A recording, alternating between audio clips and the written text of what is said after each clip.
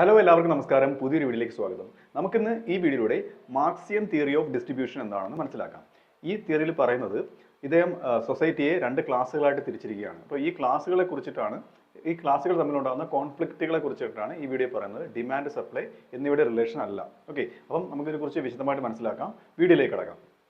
Marxian theory of distribution. നമുക്ക് ആദ്യം എന്താണ് മാർക്സിയൻ തിയറി ഓഫ് ഡിസ്ട്രിബ്യൂഷൻ എന്ന് മനസ്സിലാക്കാം. The Marxian theory of distribution explains how income, അതായത് ഇൻകം എന്ന് പറയുന്നത് ഫാക്ടേഴ്സ് ഓഫ് പ്രൊഡക്ഷന് കിട്ടുന്ന ഇൻകം ആണ്. ഇപ്പം വേജ്, പ്രോഫിറ്റ്, റെന്റ്, ഇൻട്രസ്റ്റ് ഇങ്ങനെ കിട്ടുന്ന, അതായത് ലേബറിന് വേജ്, ക്യാപിറ്റലിന്, അതായത് എന്റർപ്രണർക്ക് പ്രോഫിറ്റ്, ലാൻഡിന് റെന്റ്, ക്യാപിറ്റലിന് ഇൻട്രസ്റ്റ്, ഇങ്ങനെയാണ് ആ ഫാക്ടേഴ്സ് ഓഫ് പ്രൊഡക്ഷൻ്റെ ഇൻകം പോണത്.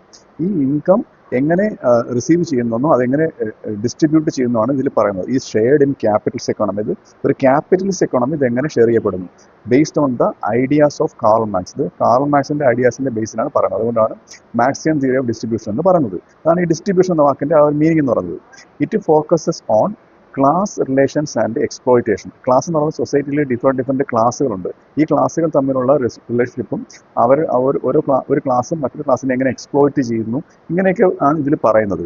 Rather than demand and supply. അത് ഓർഡിനറി ആയിട്ടുള്ള എക്കണോമിക് തിയറി അല്ലാതെ ഇപ്പം ഡിമാൻഡ്, അത് സാധാരണ തിയറി, എക്കണോമിക് തിയറികൾ ഡിമാൻഡ് ആൻഡ് സപ്ലൈ സൈഡിനെ കുറിച്ചാണ് കൂടുതലും പറയുന്നത്. പക്ഷേ ഇത് ഈ ഒരു സൈഡാണ്, ആ ഒരു ക്ലാസ് റിലേഷൻഷിപ്സും അതിൻ്റെ എക്സ്പ്ലോയിറ്റേഷനുമാണ് ഇതിൽ കൂടുതൽ ഇദ്ദേഹം പറയുന്നത്. ഇനി നമുക്ക് ഇദ്ദേഹം പറയുന്ന ബേസിക് പ്രിൻസിപ്പിൾ നോക്കാം. അത് മാർക്സ് ആർഗ്യൂഡ് ദാറ്റ്, ഇദ്ദേഹം പറയുന്ന ഇതാണ്, പ്രൊഡക്ടിവിറ്റിയുടെ അടിസ്ഥാനത്തിലല്ല ഡിസ്ട്രിബ്യൂഷൻ നിലനിൽക്കുന്നത്. ഓക്കെ, ഫാക്ടേഴ്സ് ഓഫ് പ്രൊഡക്ഷൻ അതിന് എത്ര പ്രൊഡക്ടിവിറ്റി ഉണ്ട്, ഓക്കെ, അതിൻ്റെ അടിസ്ഥാനത്തിലല്ല. പക്ഷേ ഇതിൻ്റെ അടിസ്ഥാനത്തിലാണ് distribution depends on ownership of the means of production. ആ മീൻസ് ഓഫ് പ്രൊഡക്ഷൻ, അത് പ്രൊഡ്യൂസ് ചെയ്യുന്ന ഉപാധികൾ, ഇപ്പം ലാൻഡ്, ലേബർ, അതിൻ്റെ ഓണർഷിപ്പിന്, അത് ആരുടെ കൈവശം ഇരിക്കുന്നു, അതിൻ്റെ അടിസ്ഥാനത്തിലാണ് ഡിസ്ട്രിബ്യൂഷൻ നടക്കുന്നത് എന്നാണ് ഇദ്ദേഹം പറയുന്നത്. പ്രൊഡക്ടിവിറ്റി അടിസ്ഥാനത്തിലല്ല അല്ല. അതായത് നമ്മളിപ്പം ഒരു ലേബർ കൂടുതൽ ഉത്പാദിപ്പിച്ചു കഴിഞ്ഞാൽ അദ്ദേഹത്തിന് കൂടുതൽ പ്രൊഡക്ടിവിറ്റി ഉണ്ട്, അദ്ദേഹത്തിന് കൂടുതൽ വേജ് ലഭിക്കും. അങ്ങനെയല്ല, ആ ഫാക്ടർ ഓഫ് പ്രൊഡക്ഷൻ ആര് ഓൺ ചെയ്യുന്നു എന്ന അടിസ്ഥാനത്തിലാണ് ഡിസ്ട്രിബ്യൂഷൻ നടക്കുന്നത്. അതായത് owners of capital gets profit. Capital ആരാണോ ഓൺ ചെയ്യുന്നത് അവർക്ക് പ്രോഫിറ്റ് കിട്ടുന്നു. ഓക്കെ, വർക്കേഴ്സിന് വേജ് കിട്ടുന്നു. So income distribution is class based, not merit based. അതായത് ക്ലാസ് ബേസ്ഡ് ആണ്. അത് വർക്കേഴ്സ് ഒരു ക്ലാസ് ആയിട്ട് തിരിച്ചിരിക്കുന്നു, ഓണേഴ്സ് ഓഫ് ക്യാപിറ്റൽ മറ്റൊരു ക്ലാസ് ആയിട്ട് തിരിച്ചിരിക്കുന്നു. അപ്പം എന്താണ്, അപ്പം ക്ലാസ് ബേസ്ഡ് ആണ് ഇതിൻ്റെ ഒരു ഡിവിഷൻ വരുന്നത്, മെറിറ്റ് ബേസ്ഡ് അല്ല. അപ്പം പ്രൊഡക്ടിവിറ്റി ആകുമ്പോഴത്തേക്ക് മെറിറ്റ് ബേസ്ഡ് ആയി.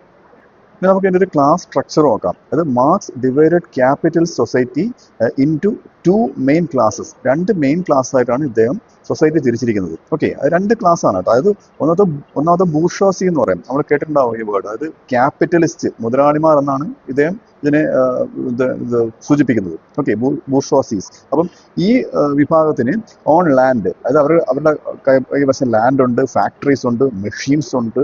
അവർ പ്രൊഡക്ഷൻ കൺട്രോൾ ചെയ്യുന്നു, കൺട്രോൾ പ്രൊഡക്ഷൻ, ഏൺ പ്രോഫിറ്റ്, അവർ പ്രോഫിറ്റ് ഏൺ ചെയ്യുന്നു. ഫസ്റ്റ് ക്ലാസ് എന്ന് പറയുന്നത്. രണ്ടാമത്തെ ക്ലാസ് എന്ന് പറയുന്നത് പ്രൊലറ്റേറിയറ്റ് ആണ്. അതായത് പ്രൊലറ്റേറിയറ്റ് വർക്കേഴ്സിനെയാണ് ഇങ്ങനെ വിളിക്കുന്നത്. അപ്പം ഇവർക്ക് എന്തില്ല, ഡു നോട്ട് ഓൺ റിസോഴ്സസ്. നേരത്തെ പറഞ്ഞ ബൂർഷ്വാസിയുടെ കയ്യിലിരിക്കുന്ന റിസോഴ്സ് ഒന്നും ഇവർക്കില്ല.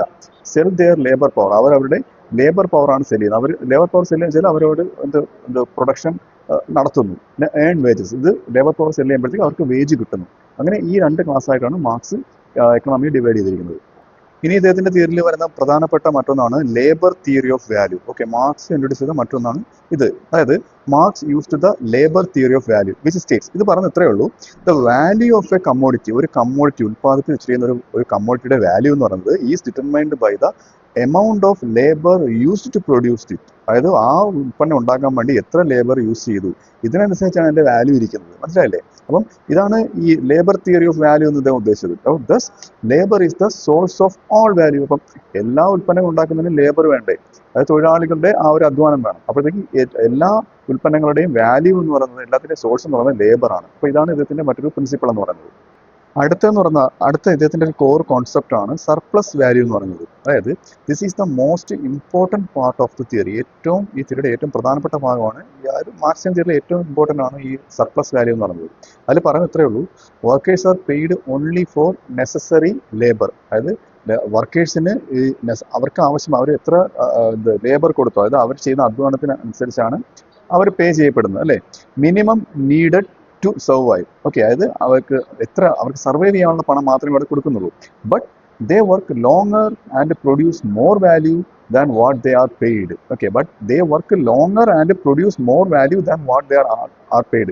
അവർ കൊടുക്കുന്ന വാല്യൂ എന്ന് പറയുന്നത് അവർക്ക് കിട്ടുന്ന പണത്തെക്കാട്ടിലും കൂടുതലാണെന്ന് ആണ് ഇദ്ദേഹം പറയുന്നത്. ഓക്കെ, അപ്പൊ അവർക്ക് കുറച്ച് പണം മാത്രമാണ് കിട്ടുന്നത് എന്നാണ് അവിടുത്തെ പൊരുളെന്ന് പറയുന്നത്. ഇനി നമുക്ക് സർപ്ലസ് വാല്യൂവിന് ഒരു എക്സാമ്പിൾ നോക്കാം. വാല്യൂ പ്രൊഡ്യൂസ്ഡ് ബൈ വർക്കർ 1000 റുപ്പീസിന്റെ വാല്യൂ ആണ് ഇത് വർക്കർ പ്രൊഡ്യൂസ് ചെയ്തത്. ഇതിന് കൊടുത്ത വേജ് എന്ന് പറയുന്നത് അത് വേജ് പെയ്ഡ് 400 റുപ്പീസ് ആണ്. അപ്പൊ അവിടുത്തെ സർപ്ലസ് വാല്യൂ എത്രയാണ്? 600 രൂപയാണ് സർപ്ലസ് വരുന്നത്. ഈ സർപ്ലസ് ആരെടുക്കും? ക്യാപിറ്റലിസ്റ്റ് എടുക്കും. Okay, this 600 is taken by the capitalist as profit. അവർ പ്രോഫിറ്റ് ആയിട്ട് എടുക്കുകയാണ് ചെയ്യുന്നത്. ഇതാണ് ഇദ്ദേഹം ചൂണ്ടിക്കാട്ടിയത്. അടുത്തെന്ന് പറയുന്നത് എക്സ്പ്ലോയിറ്റേഷൻ ഓഫ് ലേബർ ആണ്. അതായത് ക്യാപിറ്റലിസ്റ്റ് ലേബേഴ്സിനെ ചൂഷണം ചെയ്യുന്ന കാര്യമാണ് ഇനി ഇദ്ദേഹം ചൂണ്ടിക്കാട്ടുന്നത്. Marx called this system exploitation. Because എന്തുകൊണ്ടാണ് എക്സ്പ്ലോയിറ്റേഷൻ എന്ന വേർഡ് ഇദ്ദേഹം ഉപയോഗിച്ചത്? Because workers do not receive the full value of their work. ഞാൻ നേരത്തെ പറഞ്ഞ പോലെ, ഉദാഹരണത്തിൽ പറഞ്ഞ പോലെ, അവർ ചെയ്യുന്ന അധ്വാനത്തിന്റെ ഫുൾ വാല്യൂ അവർക്ക് കിട്ടുന്നില്ല. Capitalist appropriate the surplus value. Capitalist എന്ത് ചെയ്യുന്നു? ഈ സർപ്ലസ് വാല്യൂ അവരെടുക്കുകയാണ് ചെയ്യുന്നത്. ഇനി നമുക്ക് ഇദ്ദേഹത്തിന്റെ ഇൻകം ഡിസ്ട്രിബ്യൂഷൻസിന്റെ ഡിഫറെന്റ് ഫോംസ് നോക്കാം. Forms of income distribution according to Marx. ഇദ്ദേഹം പറയുന്നത് വേജസ് എന്ന് പറയുന്നത് ആർക്കാണ്? Paid to labour. ലേബറിന് കൊടുക്കുന്ന ഒന്നാണ് വേജ് എന്ന് പറയുന്നത്. Kept at subsistence level. നമ്മൾ നേരത്തെ പഠിച്ചു കഴിഞ്ഞു. ഒരു സബ്സിസ്റ്റൻസ് ലെവലിൽ അത് അവർ ചെയ്യുന്ന വർക്കിന് എത്രയാണോ അത് മാത്രമേ കൊടുക്കുന്നുള്ളൂ. മിച്ചമായിട്ട് അവർ കൊടുക്കുന്നില്ല. മിച്ചമെല്ലാം ക്യാപിറ്റലിസ്റ്റ് കൊണ്ടുപോവുകയാണ് ചെയ്യുന്നത്. പ്രോഫിറ്റ് എന്ന് പറയുന്നത് മെയിൻ ഇൻകം ഓഫ് ക്യാപിറ്റലിസ്റ്റ് മുതലാളിമാരുടെ മെയിൻ ഇൻകം എന്ന് വെച്ചാൽ പ്രോഫിറ്റ് ആണ്. അത് എവിടെ നിന്ന് കിട്ടുന്നത്? ഈ തൊഴിലാളികൾ ലേബേഴ്സ് ചെയ്യുന്നതിൽ കിട്ടുന്ന മെച്ചം, ഫ്രം സർപ്ലസ് വാല്യൂ. ഓക്കെ, അടുത്തത് റെന്റ് ആൻഡ് ഇൻട്രസ്റ്റ്. ഇത് shares of surplus given to landlord and financiers. Rent and interest വെച്ചാൽ ഷെയർസ് ഓഫ് സർപ്ലസിന്റെ ഷെയർസ്. ഓക്കെ, അത് ഈ മിച്ചം അത് എടുക്കുന്നവരാണ്, ഈ സർപ്ലസ് എടുക്കുന്നവരാണ് മുതലാളിമാർ. അവർ ആ ഷെയർ കൊടുക്കും. അത് ആർക്കാണ്? ലാൻഡ് ലോഡിന്, ഫൈനാൻസിയേഴ്സിനൊക്കെ ഈ ഷെയർ കൊടുക്കുമ്പോഴത്തേക്ക് അവർക്കാണ് എന്ത് കിട്ടുന്നത്? റെന്റ്, ഇൻട്രസ്റ്റ് ഒക്കെ കിട്ടുന്നത്. അവരുടെ ഇൻകം ആണത്. Okay, so all non wage income come from surplus of labour. അപ്പൊ നിങ്ങളൊന്ന് സൂക്ഷിച്ച് നോക്കി, വേജ് കഴിഞ്ഞിട്ടുള്ള ഈ ഭാഗമാണ് പ്രോഫിറ്റ് എന്ന് പറയുന്നത്. ഈ പ്രോഫിറ്റിൽ നിന്നാണ് ഈ റെന്റ്, ഇൻട്രസ്റ്റ് ഒക്കെ ഉണ്ടാവുന്നത്. അപ്പൊ എല്ലാ ഇൻകവും, എല്ലാ നോൺ വേജ് ഇൻകവും, വേജ് കഴിച്ചിട്ടുള്ള ബാക്കി എല്ലാ ഇൻകവും ഉണ്ടാവുന്നത് ഈ സർപ്ലസിൽ നിന്നാണ്. ലേബേഴ്സ് കൊടുക്കുന്ന സർപ്ലസിൽ നിന്നാണ് ഇത് ഉണ്ടാവുന്നത് എന്നാണ് അദ്ദേഹം പറയുന്നത്. ഇനി നമുക്ക് മാർക്സിയൻ തിയറിയുടെ ലോങ് റൺ ഔട്ട്കം നോക്കാം. അത് ഇങ്ങനെ പോയി കഴിഞ്ഞാൽ ലോങ് റണ്ണിൽ എന്താണ് സംഭവിക്കുക? Marx predicted that capitalism would lead to. ഇങ്ങനെ മുതലാളിത്തം ഇങ്ങനെ നിലനിന്ന് കഴിഞ്ഞാൽ ഇൻക്രീസിങ് ഇൻകം ഇൻഇക്വാളിറ്റി ഉണ്ടാവും. അത് ഇൻകത്തിന് അസമത്വങ്ങൾ ഉണ്ടാവും. അത് മുതലാളിമാരുടെ കയ്യിൽ ഒരുപാട് ഇൻകം വരും, തൊഴിലാളികളിൽ ഇൻകം അവർക്ക് ജീവിക്കാനുള്ള ഇൻകം മാത്രമാവും അല്ലേ. അപ്പം കോൺസെൻട്രേഷൻ ഓഫ് വെൽത്ത് കോൺസെൻട്രേറ്റ് ചെയ്യപ്പെടും. അതായത് ഒരാളിൽ നിന്ന് മറ്റൊരാളിലേക്ക്, മുതലാളിമാരിലേക്ക് മാത്രം അവരുടെ സമ്പത്തെല്ലാം കോൺസെൻട്രേറ്റ് ചെയ്യപ്പെടും. ക്ലാസ് കോൺഫ്ലിക്റ്റ് ഉണ്ടാവും. ഇവിടെ രണ്ട് ക്ലാസ്സാണ് ഉദ്ദേശിച്ചത്. ഈ രണ്ട് ക്ലാസ്സുകളും തമ്മിൽ, മുതലാളിമാരും തൊഴിലാളിമാരും തമ്മിൽ ഒരു കോൺഫ്ലിക്റ്റ് ഉണ്ടാവും ബിറ്റ്വീൻ വർക്കേഴ്സ് ആൻഡ് ക്യാപിറ്റലിസ്റ്റ്. അടുത്തത് eventually break down of capitalism. അങ്ങനെ ക്രമേണ ക്യാപിറ്റലിസം ബ്രേക്ക് ഡൗൺ ആവും, ക്യാപിറ്റലിസം തകരപ്പെടും. ഇപ്പൊ ഇതാണ് ഇതിന്റെ ഒരു ലോങ് റൺ ഔട്ട്കം എന്ന് പറയുന്നത്. അപ്പോൾ ഇതിന്റെ കൺക്ലൂഷൻ ഇത്രയേ ഉള്ളൂ. അതായത് Marxian theory of distribution states that income is distributed based on class ownership. നേരത്തെ പറഞ്ഞ പോലെ ക്ലാസ് ഓണർഷിപ്പിന്റെ അടിസ്ഥാനത്തിലാണ് ഇൻകം ഡിസ്ട്രിബ്യൂട്ട് ചെയ്യപ്പെടുന്നത്. Where workers create value, workers ആണ് വാല്യൂ ക്രിയേറ്റ് ചെയ്യുന്നത്.